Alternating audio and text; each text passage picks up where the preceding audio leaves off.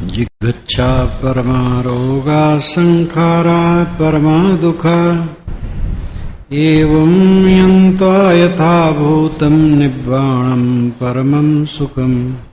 जिघ्रच्छा परमा रोगा, जिघ्रच्छा भूख, जिसको संस्कृत में जिघित्सा कहते हैं। संस्कृत में जिघित्सा, पाली में जिघ्रच्छा। जिघ्रच्छा परमा रोगा, भूख महारोग है, रोज रोज खाना पड़ता है, दोनों टाइम। संखारा परमा दुखा, संखारा संस्कार, इस जन्म के पूर्व जन्म के संस्कार। इस जन्म के संस्कार तो अस्मरणीय हैं, पूर्व जन्म के संस्कार स्मरणीय नहीं, लेकिन उनका प्रभाव हो। संखारा परमा दुखा, संस्कार परम दुख है। संस्कार वासना खिंचाव, ये परम दुख है। याद हो करके दुनिया की उसी तरफ खिंचते रहना, ये महादुख है। मनुष्य को चाहिए कि व्यवहार का काम करे और मन से उसका कुछ प्रोग्राम बना ले, रूपरेखा बना ले। व्यवहार स्मरणीय नहीं है, जपनी नहीं है, आराधनी नहीं है। जैसे खेती करना है तो हल बैल, खाद पानी, ऋतु, ये सब का ज्ञान, ये सब की सुरक्षा, हल चलाना, बीज डालना, सींचना, निदाई करना, ये सब काम करना ठीक है। लेकिन बारंबार उसी का स्मरण करते रहना, बिला वजह सोचते रहना, इस समय की बर्बादी है। एक मकान बनाना है तो मकान बनाने के लिए आपके पास रुपए होने चाहिए, जमीन होनी चाहिए, योग्यता होनी चाहिए। ये सब है, बनाओ, उसको जपो ना। जपते रहोगे तो समय बर्बाद जाएगा। यात्रा करना है 10 दिन के बाद, अब रोज उठाव पटक कर रहे हैं बिला वजह। सोच लो, टाइम आए चल दो। व्यवहार करणी है, जपनी नहीं है, स्मरणी नहीं है। स्मरणीय आत्मा असंगता है। संस्कार महादुख है। याद हो करके सांसारिक प्राणी पदार्थों की उसी में पचते रहना समय की बर्बादी तो है ही, मन की खराबी है। एवं यत्ता यथाभूतम निब्बाणम परमम सुखम। एवं यत्ता यथाभूतम, एवं एतद, इसको, यंत्वा ज्ञात्वा, जानकर, यथाभूतम अच्छी तरह से, निब्बाणम परमम सुखम, सिद्ध होता है कि निर्वाण परम सुख है। शरीर धर करके पेट के पीछे लगे रहो जीवन भर, दुनिया के भोगों में उलझ कर उनके संस्कारों में पचते रहो, क्या फायदा होता है? खा खा करके कोई लाभ होता है? खाओ और निकालो, टट्टी पेशाब का कारखाना चलाओ। खा रहे हैं, पी रहे हैं और टट्टी पेशाब निकल रही है, यही काम कर रहे हैं। टट्टी पेशाब का उपार्जन कर रहे हैं बस। इसमें रह करके जब कल्याण का काम किया जाए तब इसकी सफलता है। संस्कार महादुख है। दुनिया की याद कर करके चित्त क्षुब्ध रखना महादुख है। एवं यत्ता यथाभूतम, यथाभूतम जैसे वह है, भूत नाम सत्य, जैसे वह है, जैसी उसकी वास्तविकता है, यत्ता ज्ञात्वा जानकर निब्बाणम परमम सुखम। निर्वाण परम सुख सिद्ध होता है, जहां खाना पीना भी नहीं है, याद करना भी नहीं, कुछ प्रपंच नहीं है, प्रपंच शून्य, निर्वाण परम सुख है। देह में रहते रहते प्राणी पदार्थों की यादों में न पचना, विवेक में जागना, ये परम सुख है। आरोग्य परमा लाभा, संतुष्टि परमम धनम, विश्वास परमा याति निब्बाणम परमम सुखम। आरोग्य परमा लाभा,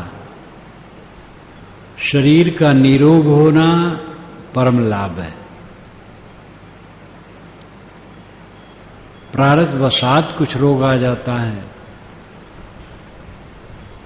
या घटना घट जाती है, चल रहे हैं, ठोकर खा के गिर पड़े, गाड़ी ने एक्सीडेंट कर दिया और कुछ हो गया, तो ऐसा हो जाता है। अपनी असावधानी कहीं कही जा सकती है। ज्यादातर रोग खान पान और बर्ताव की गलती से होते हैं, और इसमें हमारी सुवस्था है। खान पान और बर्ताव सही रहे तो रोग ज्यादा नहीं होगा। खान पान और बर्ताव, खान पान का अर्थ यही है कड़ी भूख लगने पर खाना और संतुलित खाना, इतना काफी है। उपवास लोग रहते हैं, कभी कभी उपवास ठीक है, लेकिन रोज उपवास रहना चाहिए, ये बहुत फायदेमंद है। रोज उपवास का अर्थ यही है कि पेट 4-5 घंटे के लिए एकदम खाली हो जाए, और संतुलित खाने से ऐसा होगा। संतुलित खाएंगे तो भूख, जब भोजन करना है कम से कम 2 घंटे 3 घंटे के पहले भूख लग जाएगी, और भोजन के समय तो खूब कड़ी हो जाएगी। और ये बहुत बड़ी उपलब्धि है, इसको साधने में सुख है। और फिर जब खाए तो संतुलित खाए, कड़ी भूख लगने पर हबक के न खाए, अविश्वास न करे, संतुलित खाए, तब फिर अगली मीटिंग में कड़ी भूख लगेगी। इस बात को कोई साध ले, पेट ठीक रहेगा, टट्टी साफ उतरेगी, रक्त वहन अच्छा रहेगा, स्फूर्ति रहेगी, सब बढ़िया रहेगा। और व्यवहार ठीक रखे, यानी आचरण, भोग में न पड़े। भोगी आदमी रोगी बनेगा। व्यवहार अपना, आचरण ठीक रखे। आरोग्य परमा लाभा, आरोग्य परम लाभ है। आरोग्य के लिए सुंदर विचार और संतुलित भोजन ये चाहिए, और भोजन वही है जो सहज प्राप्त हो। स्पेशल भोजन गलत है। स्पेशल भोजन के लिए कभी चक्कर में न पड़े, अमुक चीज चक्कर में न पड़े, अमुक चीज मिलनी चाहिए, कभी न सोचे। सहज प्राप्त वही भोजन है।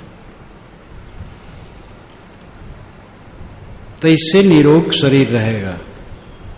कितने लोग स्पेशल भोजन कर करके, खा खा करके शरीर को खराब कर देते हैं।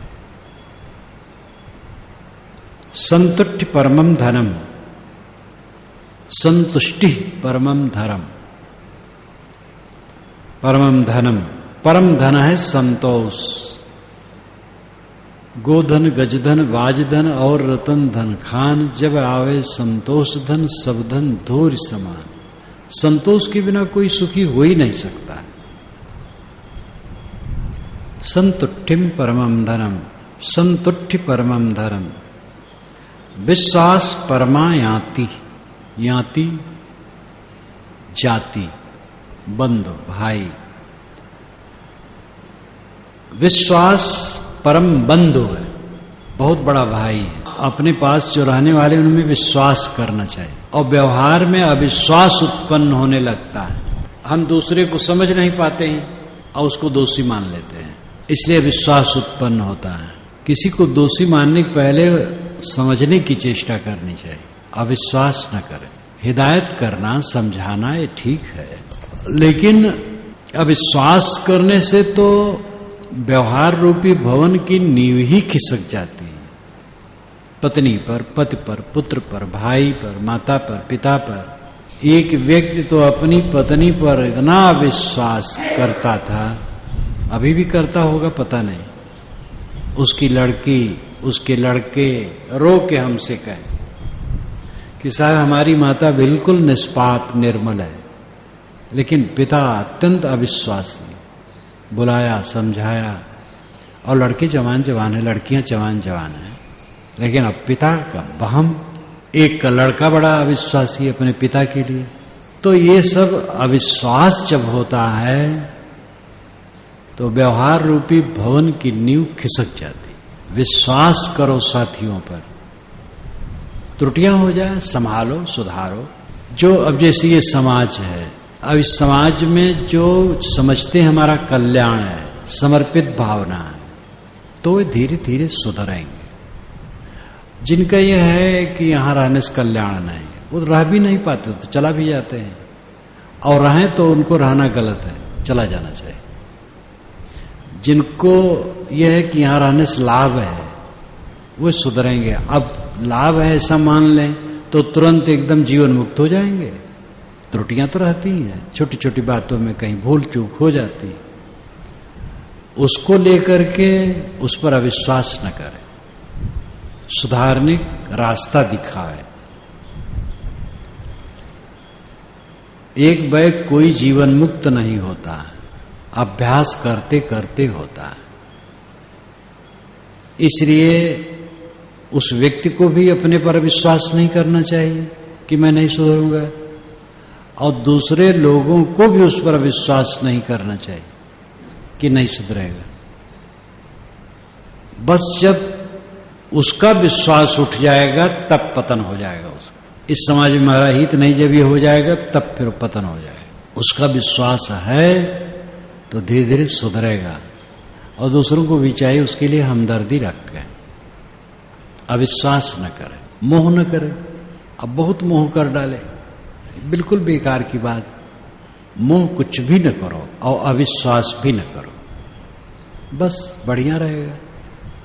तो आदमी या तो बहुत मोह करता है या तो अविश्वास करता है, ऐसी में सब कला है। विश्वास परमायाति, विश्वास परम ज्ञाति, जात भाई बंधु। निप्पाणम परमम सुखम, निर्वाण परम सुख है। निर्वाण है प्रपंच शून्य मन का हो जाना, अनासक्त।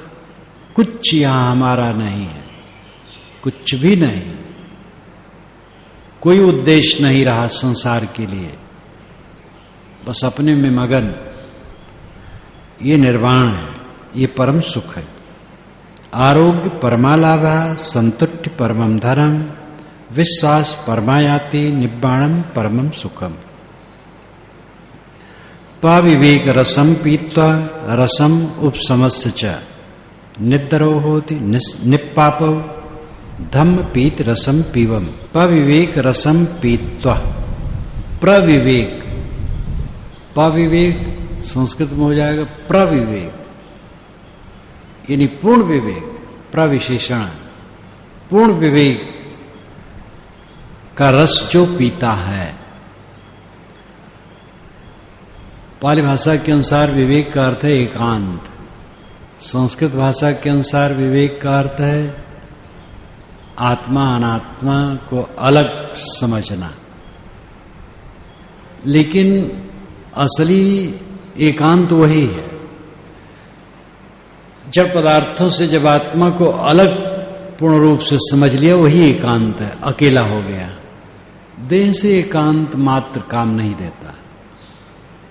जंगल में जंगली लोग बहुत रहते हैं, आदमी, जानवर रहते हैं तो खैर जानवर तो जानवर है, लेकिन आदमी भी, जंगली आदमी जंगल में खूब रहते हैं।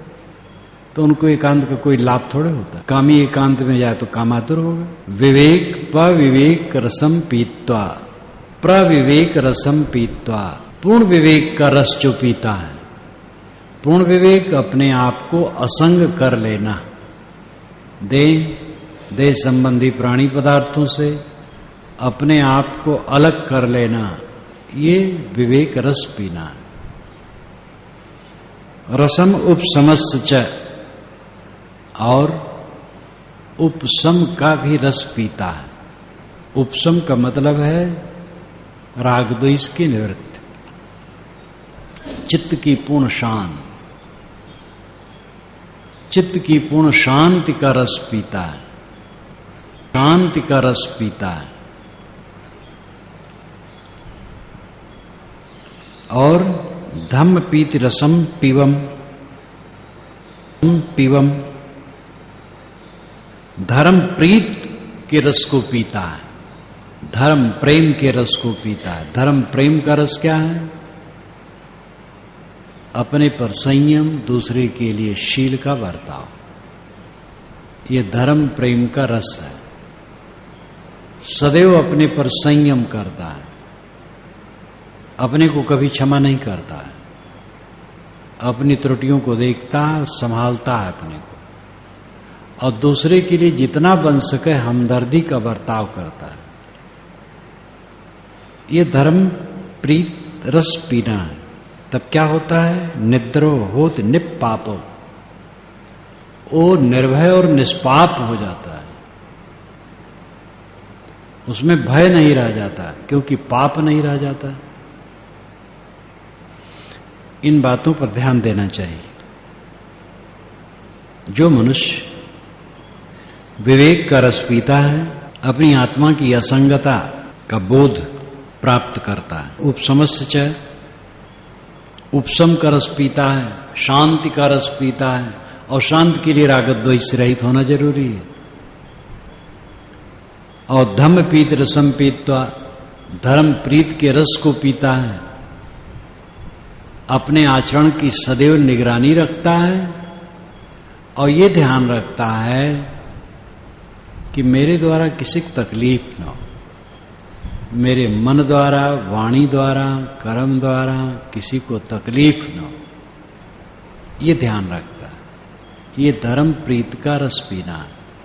तो ऐसा आदमी निष्पाप हो जाता है और निद्रव, निर्भय हो जाता है। साव दर्शन मरियानम सन्निवासो सदा सुखो, अदस्सनेन बालानम नित्यमेव सुखी सिया।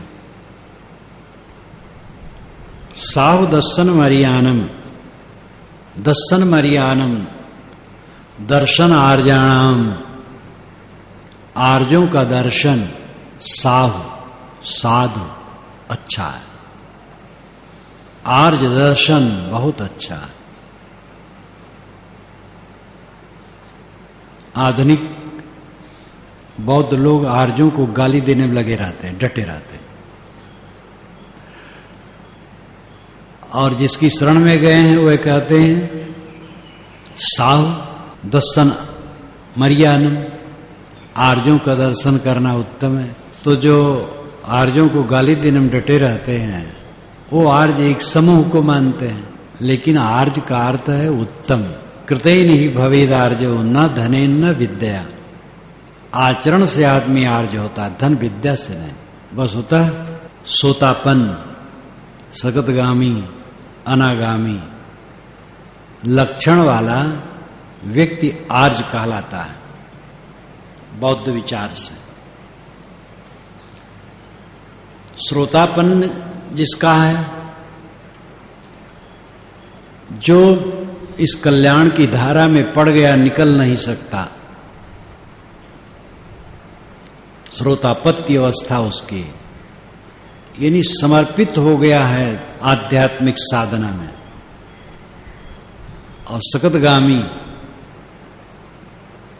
इतना ऊंचे उठ गया है कि अब उसका अगर होगा तो एक ही जन्म होगा, 2 जन्म नहीं होगा, अगले जन्म में वो काम कर लेगा। और अनागामी अब और जन्म नहीं, इसी जन्म में पूरा है, निर्वाण, इन लक्षणों युक्त व्यक्ति को आर्ज कहा जाता है। ये बौद्ध परंपरा के अनुसार परिभाषा है, सहज परिभाषा है। जो निर्मल है, संत हृदय, वो आर्ज है। बंधन मुक्त है, वो आर्ज है। और ऐसे संतों का दर्शन साहु, साधु उत्तम है। आए साधु बाबा आनंद भई नगरी। संतों के दर्शन से अविनाशी की याद आती है। सन्निवासो सदा सुखो, सन्निवासो सदा सुखो, सतनिवासो सदा सुखो। संतों के साथ निवास होना सदा सुखदायी है। संत का लक्षण है रागत द्वेष रहित निर्मल आत्मा, अंतर्मुख आत्मा, जो साधना परायण है, भोग परायण नहीं है, योग परायण है। ऐसे संत के पास रहना सदा सुख है। सन्निवासो सदा सुखो।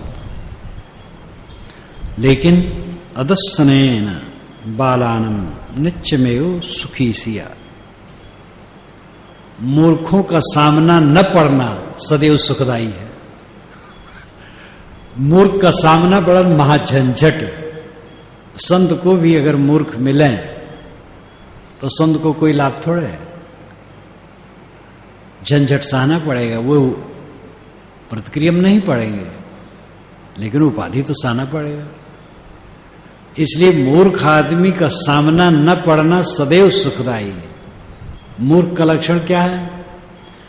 ये मत समझना जो पढ़ा लिखा नहीं वो मूर्ख है, और जिसकी बुद्धि कम है वो मूर्ख है। अमुक कला नहीं जानता इसलिए मूर्ख है। यहां मूर्ख का लक्षण है। मूर्ख का लक्षण है जो अपने हानि लाभ को न जाने और विपरीत पथ में चले और समझाने पर भी न समझ पावे, ऐसा आदमी मूर्ख है। वो सांसारिक कामना वाला है तो उसकी संगत सुखद हो ही नहीं सकती। अदस्सनेन बालानम नित्यमेव सुखी सिया। ये तो पूरी गाथा में जगह जगह ये कहा गया। कबीर साहब की वाणी में भी बराबर कहा गया है। मूर्ख के सिखलावते ज्ञान गांठ का चाय, कोयला होए न उजरा सोमन साबुन लाए। मूर्ख को सिखलाओगे तो ज्ञान गांठ का जाए, तुम्हारे पास का ज्ञान भी चला जाएगा। समझाओगे वो मानेगे नहीं, तो बारंबार समझाते समझाते तुम्हें भी तामस आ जाएगा, तो अपने ज्ञान गांठ का भी ज्ञान गया। और तो कोयला है, उजला होगा नहीं, चाहे 100 मन साबुन से धो, तो 101 मन साबुन से धो तो क्या शुद्ध हो जाएगा? 100 मन का लाक्षणिक अर्थ बहुत, चाहे जितना साबुन से धो कोयला उजला नहीं होगा। ऐसे कुछ लोग होते हैं जो उजले नहीं हो सकते, इसलिए अपना हाथ पैर पटको न। जिनके मन में धसा है संसार का भोग, सम्मान, पद, प्रतिष्ठा, अधिकार, लालसा, उनको तुम सुधार करके साधु नहीं बना पाओ। तो संतों के दर्शन पवित्र हैं, संतों के साथ निवास सदैव सुखद है और मूर्खों से दूर रहना सदैव सुखद है। बाल संगतचारी ही दीघ मध्यान सोचती, दुखो बाली संवासो अमित्तेनेव सब्बदा, धीरोचा सुख संवासो याति नमवा समागमो। बाल संगतचारी ही दीघ मध्यान सोचती। बाल संगतचारी जो है, जो व्यक्ति मूर्खों की संगत करता है, दीघ मध्यान सोचती, दीर्घम अध्वना सोचती। दीर्घ अध्वन नाम रास्ता, लंबे रास्ते तक वो सोचेगा, और अध्वन नाम समय, लंबे समय तक वो सोचेगा, चिंता करेगा। मूर्ख आदमी की जो संगत करेगा वो बहुत दिनों तक दुख में पड़ा रहेगा। दुखो बाले ही संवासव, मूर्ख आदमी के साथ निवास करना दुख पैदा करता है। अमित्रेनेव सर्वदा, सर्वदा अमित्रेनेव, अमित्र के समान वो है, वैरी के समान है, क्योंकि मूर्ख है, हान लाभ समझता नहीं है। तो ऐसे मित्र मत बनाओ जो मूर्ख है। धीरोचा सुख संवासो याति नम व समागम। लेकिन कोई धीर है, विवेकवान है, गंभीर है, आत्मस्थ है, सुख संवासो, उसके साथ निवास सुखद है। कैसे सुखद है? याति नम व समागमो, भाई बंधुओं के साथ रहने के समान सुखद है। अब भाई बंधु भी बेचारे भोले भाले हैं, दुनियादारी हैं, वहां क्लेश हो सकता है। ये तो एक उपलक्षण मात्र है। याति नमवा समागमन जो कहा गया, एक उपलक्षण मात्र है। वस्तुतः धीर की संगत के समान कोई सुख नहीं। जाति बिरादरी वाले धीर तो नहीं है, कोई हो सकता है, लेकिन जात बिरादरी के लोग भाई बंधु सब धीर नहीं होते। धीर का मतलब विवेकवान, धीर का मतलब आत्मस्थ, आत्मलीन। इसलिए आत्मलीन संतों की संगत सदैव सुखद होती है। बाल संगतचारी ही दीर्घ मध्यान सोचती, दुखो बाले संवासो अमित्तेनियो सबदा, धीरोचा सुख संवासो याति नम वा समागम। तस्मा ही धीरंच पय्यंच बहुसुत्तंच धोरेशीलम वतवंत मारियम तम तादिशम सपुरुषम सुमेधम भजेत नखत पथम व चंदिमा। सब कुछ कह देने के बाद इस वर्ग के अंतिम गाथा में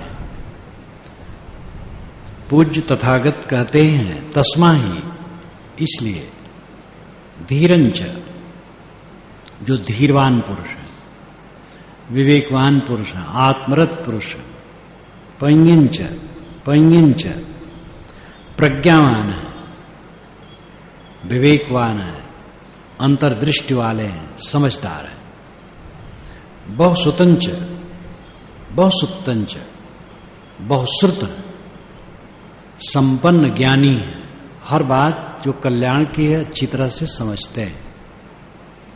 धोरेशीलम, धोरेशीलम का अभिप्राय है भार वहन करने में समर्थ स्वभाव होना, शील स्वभाव। धोरेशीलम, भार वहन करने में सहन स्वभाव वाले हों, घबरा न जाए। साथी बाराती त्रुटि देख के घबरा गए तो क्या उनको संभालेंगे? अपना भी दुखी होंगे। उनकी त्रुटियों को सुधारने के लिए राय देता रहे प्यार से। प्यार है, फटकार है, ज्यादा तो प्यार ही ठीक है, फटकार ठीक नहीं है। नहीं तो अपने फटकारने की आदत बन जाएगी तो गुरु लोग चिड़चिड़ा हो जाते हैं, माता पिता चिड़चिड़े हो जाते हैं, मालिक चिड़चिड़े हो जाते हैं, बड़े नेता चिड़चिड़े हो जाते हैं। क्यों?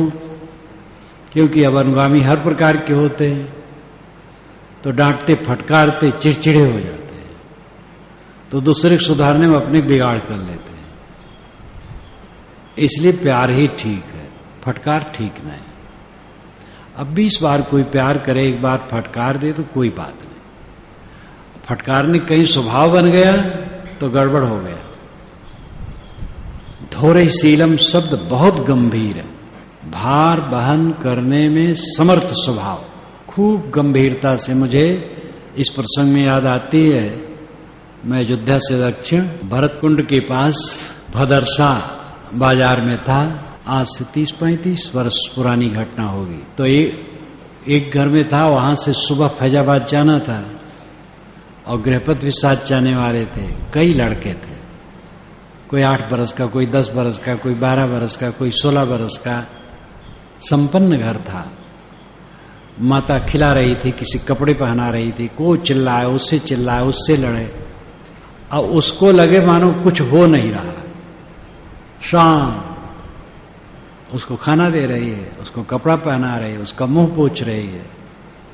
अब लड़के तो लड़के चिल्लाते हैं, हल्ला करते हैं, ये चाहिए, वो हो गया, और एक शांत बस कर रही है, और मालूम होता है उसके साथ कुछ घटना नहीं घट रही है। तो कितने सामान्य लोग होते हैं जो धैर्यशील होते हैं, और उनको कोई न तो ज्ञान था, न शास्त्र का ज्ञान था, न रात दिन सत्संग था, भक्त घर था, लेकिन धैर्यशीलम, भार वहन करने में समर्थ स्वभाव होना चाहिए। वही परिवार, समाज, संस्था, पार्टी, कंपनी, किसी भी समूह को निभा सकता है।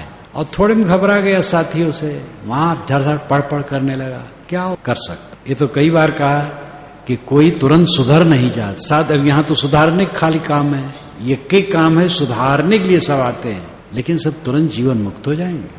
धीरे धीरे सुधरेंगे। जिनका विश्वास पक्का है वो सुधरते चले जाएंगे। अब जिनका विश्वास ढील हो गया तो बेकार हो गया। धैर्यशीलम वर्तमंत मारियम वर्तवंतम आर्यम, वर्तवती हो, वर्तशील हो, दृढ़ संकल्प वाला हो, ढूंढू नकीर नहीं।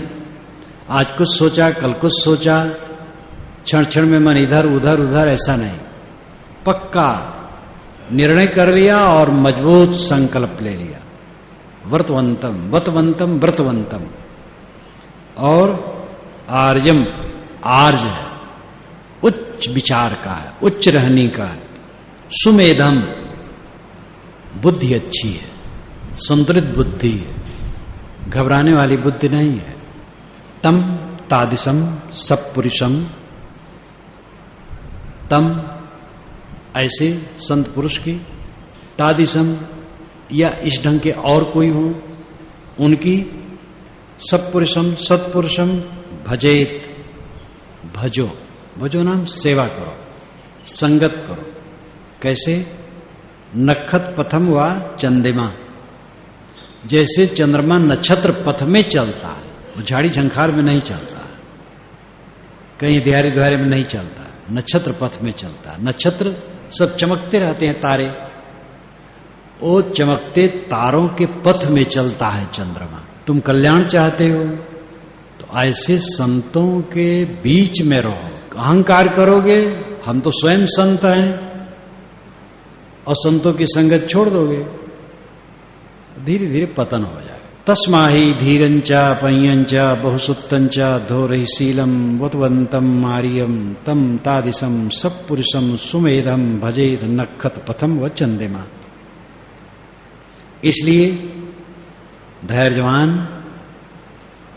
प्रज्ञावान, बहुज्ञानी, साथियों को संभालने में समर्थ, दृढ़ संकल्प वाले, उच्च आचरण वाले, अच्छी बुद्धि वाले, ऐसे संतों की, ऐसे सत्पुरुषों की सेवा करो, उनके बीच में रहो, निश्चित है तुम्हारा कल्याण होगा।